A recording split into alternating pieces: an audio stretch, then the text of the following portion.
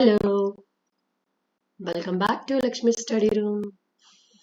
Today I am going to teach AP New Syllabus 10th class Social. So in this social, we have four textbooks are there: Geography, Economics, Politics, and History. So in these four textbooks, today I am going to teach the Geography textbook. This is the cover page of Geography textbook. Now I am going to teach the first lesson, part 1, that is resources and development. First, let us see how many chapters are there in the textbook. Okay, so these are the index page. What is the index page?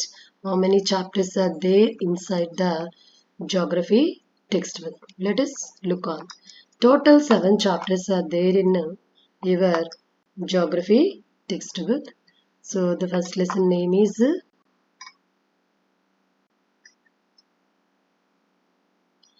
resources and development, and forest and wildlife resources, water resources, agriculture, minerals and energy resources, manufacturing industries, lifelines of national economy. So 7 chapters are there in this textbook. Today I am going to teach the part 1 video in first lesson, that is resources and development. See, resources and development is the first lesson. And can you identify the names of the name the various items used in making life comfortable in our village and town? What they ask, can you identify and name the various items used in making life comfortable, అంటే మన జీవితాన్ని సుఖవంతంగా చేయడం కోసం మన విలేజ్లోను లేదంటే పట్టణాల్లోని ఉన్నటువంటి కొన్ని ఐటమ్స్ని చెప్పండి అన్నమాట. సో మనకి ఏదైనా సరే మన లైఫ్ సుఖంగా ఉంచడానికి, లైక్ ఫ్యాన్ కానీ ఏసీ కానీ, లేదంటే మోటార్ నీళ్ళు మోసుకోకుండా తోడుకోవడానికి, సో మన లైఫ్ కంఫర్టబుల్గా సుఖంగా జీవించడానికి ఉపయోగపడేటటువంటి ఐటమ్స్ ఏమున్నాయి, అలాగే వాటి తయారీలో list the items and name the material used in there making, వాటి తయారీలో ఉపయోగించేటటువంటి మెటీరియల్స్ని తయారు చేయమంటున్నారు అనమాట. సో అంటే మెటీరియల్స్ గురించి రాయమంటున్నారు అనమాట. అంటే మనకి ఏదైతే కంఫర్టబుల్గా ఇస్తుందో వాటి యొక్క పార్ట్స్, వాటిని దేంతో తయారు చేస్తారు అన్నది రాయమంటున్నారు అనమాట. సో ఫర్ జస్ట్ స్టూడెంట్కి రీక్రియేట్ చేయడం కోసం, అంటే స్టూడెంట్స్ని రీఫ్రెష్ చేయడం కోసం ఇచ్చినటువంటి చిన్న యాక్టివిటీ అనమాట. సో ముందు మనకి అసలు వాట్ ఈస్ రీసోర్స్ తెలుసుకుందాం. ఇక్కడ రీసోర్స్ యొక్క డెఫినేషన్ ఇచ్చారనమాట. So what is resource? Everything available in our environment, అంటే ప్రతిదీ మన పర్యావరణంలోనే దొరుకుతుంది. But which can be used to, దేనికి అది మనకి ఏ విధంగా యూజ్ అవుతుందట? సాటిస్ఫైడ్ అవర్ నీడ్స్, మన అవసరాలని తీర్చుతుంది అనమాట. అంటే మన అవసరాలు తీర్చడానికి ప్రొవైడెడ్, అంటే మనకి ప్రొవైడ్ చేయబడింది, అంటే ఏర్పాటు చేయబడింది. And it is technologically accessible అంటే సాంకేతిక పరంగా కూడా మనకు అందుబాటులో ఉండాలి. అండ్ ఎకనామికల్లీ ఫిజిబుల్ అంటే ఏంటి? మనకి ఆర్థికంగా లాభదాయకంగా కూడా ఉండాలన్నమాట. అంటే ఏదైతే అంటే కల్చరల్లీ యాక్సెప్టబుల్, అలాగే మన సాంప్రదాయపరంగా కూడా సాంస్కృతికంగా కూడా దీన్ని ఆమోదించబడాలన్నమాట. అంటే ఒక రిసోర్స్ అని చెప్పాలి అంటే ఫస్ట్ ఏమవ్వాలి? Everything available in our environment, మన ఎన్వైరన్మెంట్లో ప్రతీదీ లభించాలి. ఫస్ట్ వన్ అంటే ప్రతిదీ మనకి రిసోర్స్ అనేది ఎన్వైరన్మెంట్లో లభిస్తుంది. బట్ అది ఏం చేయాలట? సాటిస్ఫై అవర్ నీడ్స్, అలాగే it is should be provided, అంటే మనకి అది ఏర్పాటు చేయబడి ఉండాలి. అండ్ టెక్నాలజికల్లీ యాక్సెప్టబుల్, అంటే దాన్ని సాంకేతికంగా ఆమోదించాలి. అండ్ ఎకనామికల్లీ ఫిజిబుల్, అంటే ఆర్థికంగా లాభదాయకంగా ఉండాలన్నమాట. అంటే మనకి ఏదైనా సరే అది డబ్బులు ఇచ్చేటట్టుగా ఉండాలన్నమాట. కల్చరల్లీ యాక్సెప్టబుల్, అంటే సాంస్కృతికంగా పరంగా ఆమోదించబడి ఉన్నదాన్ని ఏమంటాము? ఇట్ ఈస్ ఏ రీసోర్స్ అని చెప్పడానికి మనకి ఈ 5 చాలా ఇంపార్టెంట్. ఒకటి ఎన్విరాన్మెంట్లో లభించాలి and satisfy our needs and should be provided freely and technologically accessible, economically feasible and culturally acceptable. ఇవన్నీ చేస్తేనే దాన్ని ఏమంటాం మనం?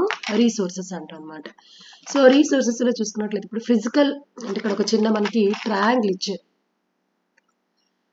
ఫిజికల్ అన్నమాట అంటే మనకి ఏదైనా సరే అది డబ్బులు ఇచ్చేటట్టుగా ఉండాలన్నమాట. కల్చరల్లీ యాక్సెప్టబుల్ అంటే సాంస్కృతికంగా పరంగా ఆమోదించబడి ఉన్నదాన్ని ఏమంటాము? ఇట్ ఈస్ ఏ రీసోర్స్ అని చెప్పడానికి మనకి ఈ 5 చాలా ఇంపార్టెంట్. ఒకటి, ఎన్విరాన్మెంట్ లో లభించాలి and satisfy our needs and should be provided freely and technologically accessible, economically feasible and culturally acceptable. ఇవన్నీ చేస్తేనే దాన్ని ఏమంటాం మనం? రీసోర్సెస్ అంటాం అనమాట. సో రీసోర్సెస్ లో చూసుకున్న ట్రయాంగిల్ ఇచ్చారు. హ్యూమన్ బీయింగ్స్ కి interdependent relationship between the nature, technology and institutions. అంటే ఇక్కడ మనకి నేచర్ అంటే ప్రకృతికి, సాంకేతికతకి మరియు సాంకేతిక సంస్థల మధ్య మనకి పరస్పర ఆధారితంగా అనేది ఎలా ఉంటుంది. సో ఫస్ట్ పైన ఏమి ఇచ్చారు అంటే ఫిజికల్ ఎన్వైరన్మెంట్. చూడండి, ఫిజికల్ ఎన్వైరన్మెంట్ నేచర్ లో ఉన్నటువంటి ఫిజికల్ ఎన్వైరన్మెంట్. తర్వాత కిందనేమి ఇచ్చారు? టెక్నాలజీ. ఇక్కడ టెక్నాలజీ ఇచ్చారు. ఇక్కడ ఇన్స్టిట్యూషన్స్. వీటివన్నిటి మధ్యని వీటిని కోఆర్డినేట్ చేసేది ఎవరు? హ్యూమన్ బీయింగ్స్ అన్నమాట. సో ఇలా ఒక దానిపైన ఒకటి డిపెండ్ అయ్యి ఉంటుంది అనమాట. ఇప్పుడు మనం అసలు రీసోర్సెస్ అనేవి ఏంటి, ఎన్ని రకాలుగా ఉంటాయి చూడండి. The process of transformation of things available in our environment involves an interactive relationship between the nature, technology and institutions. The process of transformation of things అంటే ఏదైనా ఒక వస్తువు తయారయ్యేటప్పుడు అవి మనకి అవన్నీ కూడా ఎన్వైరన్మెంట్ లో లభించినటువంటి అంటే ఎన్వైరన్మెంట్ లోనే మనకి ప్రతి థింగ్ లభిస్తుంది. సో అదేమవుతుంది, దాన్ని మనం ఒక వస్తువు కింద మార్చే క్రమంలో అంటే మనకి లభించినటువంటి వనరుల్ని వస్తువులుగా మార్చే క్రమంలో, పర్యావరణంలో లభించినటువంటి వస్తువుని వనరులుగా మార్చే క్రమంలో it is an interactive relationship between the nature. అంటే వీటి మధ్యన ఏముంటదట? పరస్పర ఆధారం ఉంటుంది. దేనిపైన? నేచర్ కి, తర్వాత ఇంకెవరికి? టెక్నాలజీకి అండ్ ఇన్స్టిట్యూషన్స్, కొన్ని సంస్థలకి మధ్యన ఏముంటది? ఇంటర్ రిలేషన్షిప్ ఉంటుంది అనమాట. అంటే ఒక థింగ్స్ కింద ట్రాన్స్ఫార్మ్ అయ్యే ద్వారా వేటి మధ్యన మనకి ఇంటర్ రిలేషన్షిప్ ఉంటుంది. 3 థింగ్స్ గుర్తుపెట్టుకోవాలి మనం. ఏంటి? నేచర్, టెక్నాలజీ, ఇన్స్టిట్యూషన్స్ అన్నమాట. Human beings interact with the nature through technology and create institutions to accelerate their economic development. Human beings ఏం చేస్తుంటారు? వాళ్ళు ఇంటరాక్ట్ విత్ ద నేచర్ తో వాళ్ళు ఇంటరాక్ట్ అవుతూ అంటే ప్రకృతితో వాళ్ళు అనుసంధానం అవుతూ. దేని ద్వారా అనుసంధానం అవుతున్నారు? త్రూ టెక్నాలజీ, సాంకేతిక పరిజ్ఞానం ద్వారా ప్రకృతి అనుసంధానం అవుతూ దానికి ఇంకా ఏం చేస్తున్నారు? కొన్ని రకాల సంస్థల్ని క్రియేట్ చేస్తూ అండ్ యాక్సిలరేట్ దైర్ అంటే వాళ్ళు ఇంకేం చేస్తున్నారు? వేగవంతం చేస్తున్నారు. దేన్ని? Economic development. అంటే ఈ వనరులు అన్నిటిని ఉపయోగించుకొని మనం ఆర్థికంగా అభివృద్ధి చెందుతున్నాం అనమాట. సో రిసోర్స్ అంటే ఏంటో నేర్చుకున్నాము. ఇంటర్డిపెండెన్స్ వేటి మధ్యన ఉంటుంది? Nature, technology and institutions. Next, do you think that resources are free gifts of nature as assumed by many? చాలా మంది అనుకున్నట్టుగానే మీరు కూడా రిసోర్సెస్ అనేవి ప్రకృతి ప్రసాదించినటువంటి ఫ్రీ గిఫ్ట్స్ అనుకుంటున్నారా? అంటే ఉచితంగా లభ్యమయ్యేటటువంటి వనరులు అనుకుంటున్నారా అందరిలాగే? They are not. సో అందరిలాగే మీరు కూడా అనుకుంటున్నారా? కాదా? యాక్చువల్గా అవి ఫ్రీ రిసోర్సెస్ అయినప్పటికీ కూడా మనం ఏం చేయాలి? వాటిని చాలా జాగ్రత్తగా ఉపయోగించుకోవాలి. Resources are function of human activities. Resources అనేవి మానవుడు చేసేటటువంటి చాలా పనుల్లో, హ్యూమన్ యాక్టివిటీస్ లో, కార్యకలాపాల్లో ఇది ఒక ప్రక్రియలాగా కంటిన్యూస్ గా ఉంటాయి అన్నమాట. So human being themselves are essential components of resources.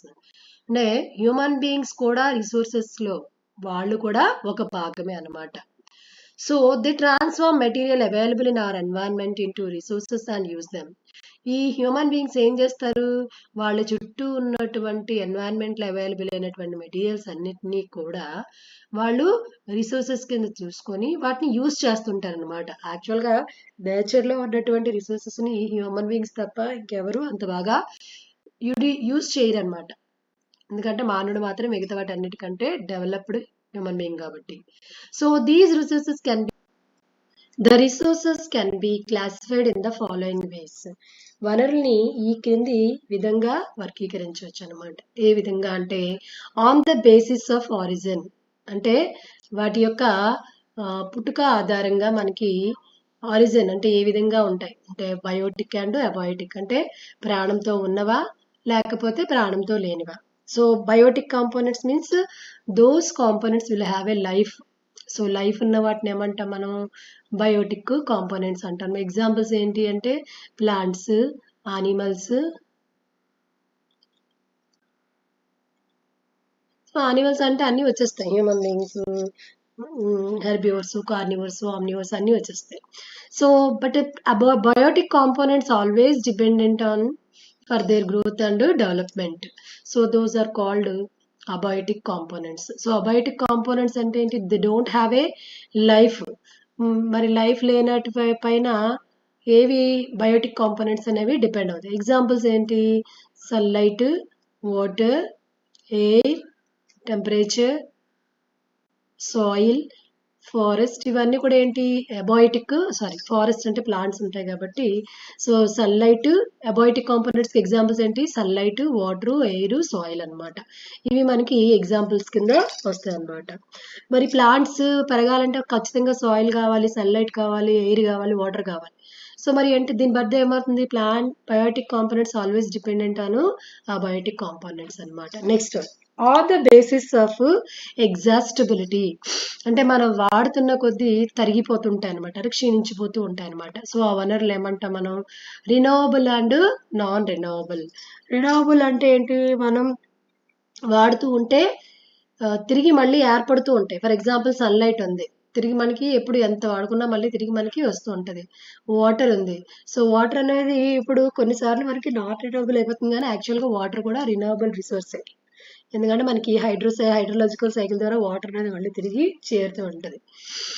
So next non renewable అంటే ఏంటి, మనం వాడుతూ ఉంటే అవి తరిగిపోతూ ఉంటాయి అన్నమాట, తిరిగి ఏర్పడు. ఫర్ ఎగ్జాంపుల్ కోలు, పెట్రోల్, డీజిల్, సింపుల్గా మనం చెప్పాలంటే ఫాజిల్ ఫ్యూయల్స్. సో అన్ని ఫాజిల్ ఫ్యూయల్స్ని మనం ఏమంటామంటే నాన్ రినోవబుల్ రిసోర్సెస్ అంటాం అనమాట.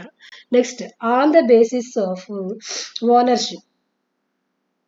ఓనర్షిప్ దాని ఆధారంగా ఇండివిజువల్, వ్యక్తిగతంగా, కమ్యూనిటీ అంటే కమ్యూనిటీ పరంగా, సామాజికంగా, and national and international. So అవి దాన్ని బట్టి రిసోర్సెస్ని మనం ఇండివిజువల్, కమ్యూనిటీ, నేషనల్, ఇంటర్నేషనల్ కింద మనం డివైడ్ చేయొచ్చు. Next on the basis of status of development potential, అంటే మనకి అభివృద్ధి చెందిన స్థితి ఆధారంగా వాటిని పొటెన్షియల్ అంటే బాగా పనిచేయగలిగినవి, అండ్ డెవలప్డ్ స్టాక్ అభివృద్ధి చెందిన మరియు నిల్వ ఉన్నటువంటి రిజర్వ్స్ అంటే వనరులు ఉన్నటువంటి దాన్ని ఆధారంగా కూడా. అంటే ఇప్పుడు మనకి ఎక్కువ ఫాజిల్ ఫ్యూయల్స్ ఉన్నాయి అనుకోండి, మనకి ఎక్కువ డెవలప్మెంట్ అనేది ఆటోమేటిక్గా రిసోర్సెస్ ద్వారా మనకి జరుగుతూ ఉంటుంది అనమాట. అందుకే డెవలప్డ్ స్టాక్ అండ్ రిజర్వ్స్ ఎక్కువ నెల ఉంటే డెవలప్మెంట్ పొటెన్షియల్ కూడా ఎక్కువగా ఉంటుంది అనమాట. ఇక్కడ ఒక ఫ్లో చార్ట్ ఇచ్చారు చూడండి. Resources are divided into 2 types, natural and human. So న్యాచురల్లో మళ్ళీ రినోవబుల్, నాన్ రినోవబుల్, అంటే ప్రకృతి పరంగా దొరికేవి అనమాట మనకి. సో రినోవబుల్లో మనం చెప్పుకున్నాం కంటిన్యూస్ ఆర్ ఫ్లో, అంటే కంటిన్యూస్గా మనకి లభించేవి ఏంటి, విండ్, వాటర్, సన్లైట్, ఇవన్నీ కూడా కంటిన్యూస్గా మనకి వాడుతూ ఉన్న కొద్దీ ఉపయోగపడుతూ ఉంటాయి. మళ్ళీ రినోవబుల్ బయలాజికల్ ఏంటి అంటే న్యాచురల్, వెజిటేషన్, వైల్డ్ లైఫ్. ఇవి కూడా అంటే biological means they have a life, అంటే ప్రాణంతో ఉన్నటువంటి రినోవబుల్ రిసోర్సెస్ ఏంటి అంటే ఫారెస్ట్స్, అలాగే వైల్డ్ లైఫ్, అక్కడ ఉన్నటువంటి యానిమల్స్ అన్నిటినీ కూడా బయలాజికల్ రినోవబుల్ రిసోర్సెస్. ఇవేంటి అంటే కంటిన్యూస్ ఆర్ ఫ్లో, అంటే కంటిన్యూస్గా ఉండేవి, అలాగే ఫ్లో అవుతూ ఉండేవి, wind and water. Next non renewable non renewable అంటే మనం వాడుతుంటే తరిగిపోయేవి.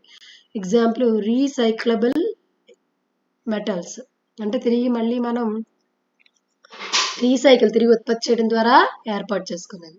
తర్వాత నాన్ రీసైక్లబుల్ అంటే మనం వాడుతూ ఉంటే అవి తరిగిపోతూ ఉంటాయి తప్ప మళ్ళీ తిరిగి మనం వాటిని ఏర్పాటు చేయలేము అనమాట. తిరిగి ఏర్పడేట్టు మనం చేసుకోలేము.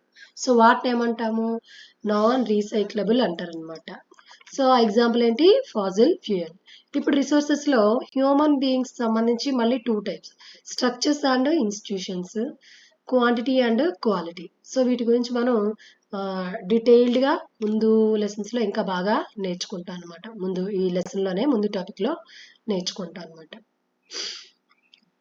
చూడండి, ప్రతిదీ మనకి బోత్ మీడియాలో ఇస్తారు. కావాలంటే మనం తెలుగులో కూడా చదివి అర్థం చేసుకోవచ్చు.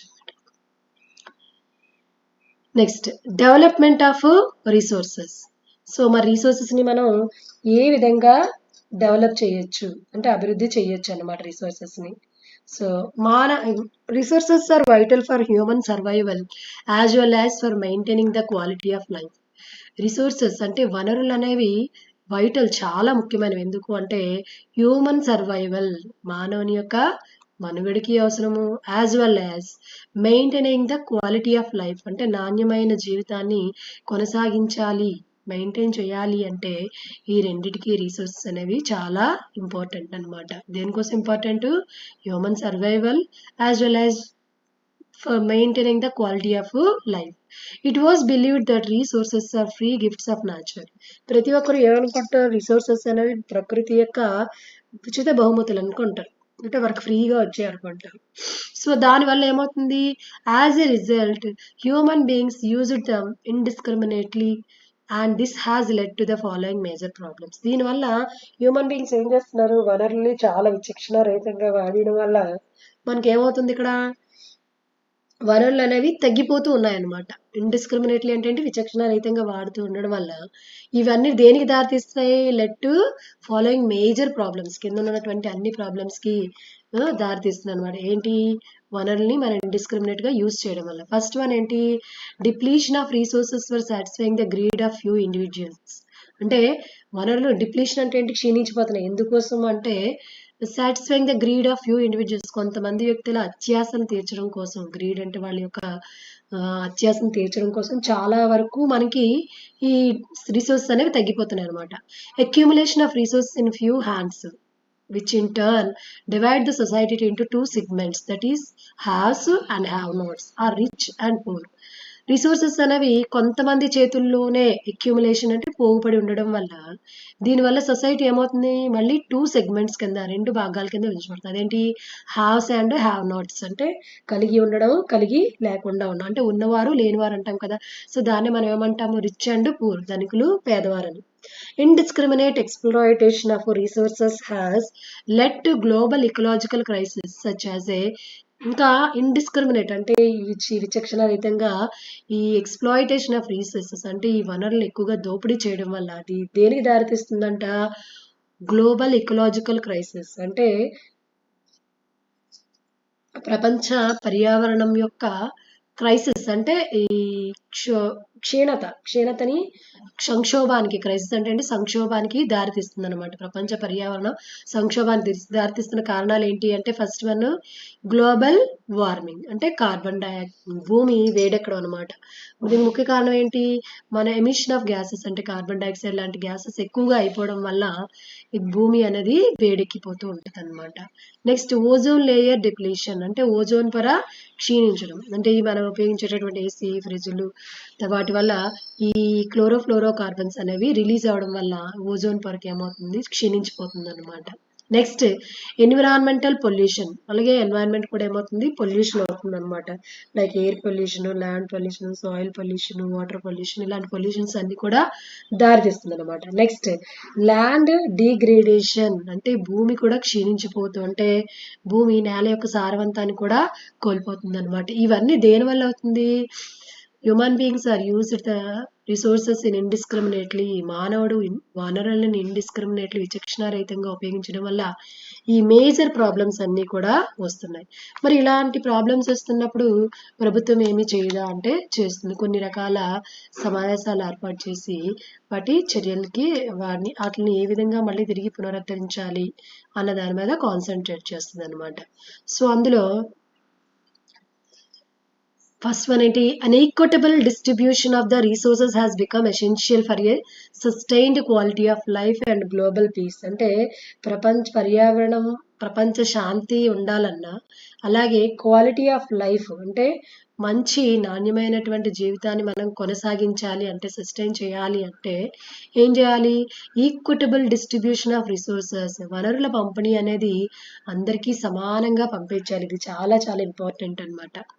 అలాగే if the present trend of resources depletion by a few individuals, అంటే ఈ వనరులు ముఖ్యంగా కొంతమంది యొక్క స్వార్థం వల్ల అవి ఏమవుతున్నాయి? క్షీణించిపోతున్నాయి. దానివల్ల ఏమవుతుంది? The future of our planet is in danger. మన ప్లానెట్ యొక్క ఫ్యూచర్ ఏమవుతుంది? ప్రమాదంలో పడుతుంది అనమాట. Therefore resource planning is essential for sustainable existence of all forms of life. అంటే అన్ని జీవులు స్థిరంగా జీవించి ఉండాలి అంటే రీసోర్స్ ప్లానింగ్ అంటే వనరుల్ని సక్రమంగా వినియోగించుకోవాలి అన్నది చాలా చాలా అవసరం. అంతేకాదు sustainable existence is a component of sustainable development.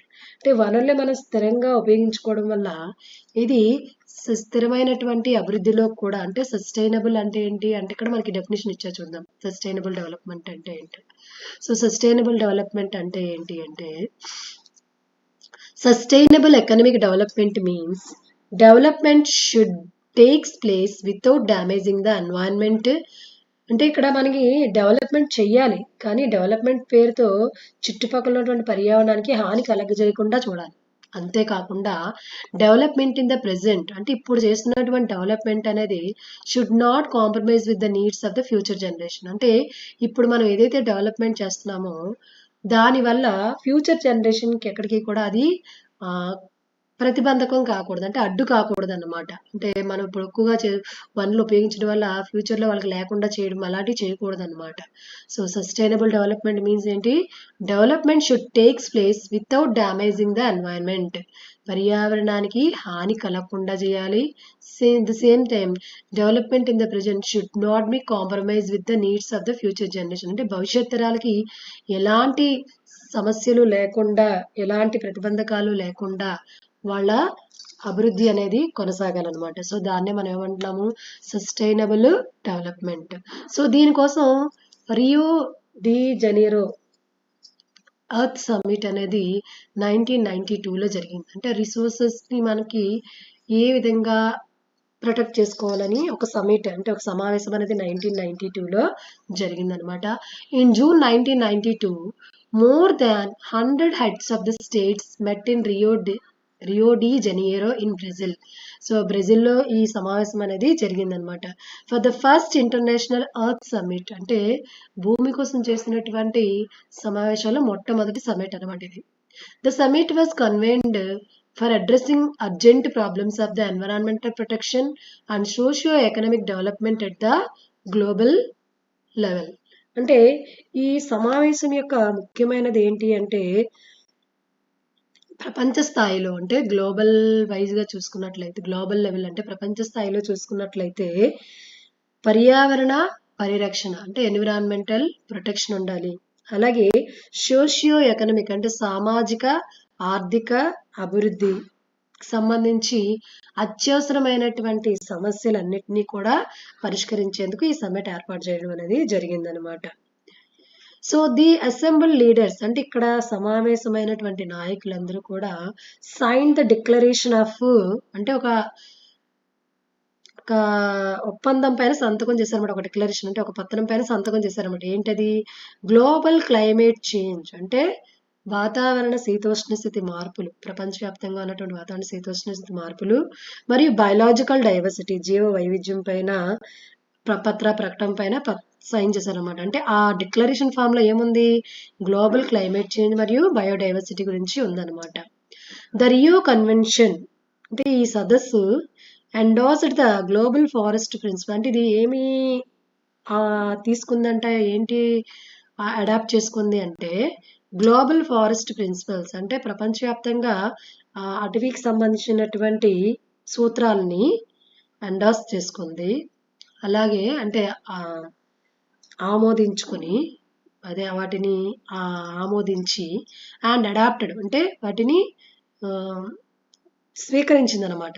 Agenda 21 for achieving sustainable development 21st century అంటే ఈ ఎజెండాలో ఏం చెప్పుకున్నారు 21st సెంచరీ కల్లా ఒక 21 ఎజెండాస్ని తీసుకొని ఆ సస్టైనబుల్ డెవలప్మెంట్ అంటే పర్యావరణ సమతుల్యతని మనం 21st సెంచరీ కల్లా సాధిస్తాము అని తీసుకున్నారు అనమాట. ఇంతకీ ఈ ఎజెండా 21లో ఏముంది అంటే ఇందులో ఈ ఎజెండా 21లో ఏ పనులు ఉన్నాయి చూద్దాం.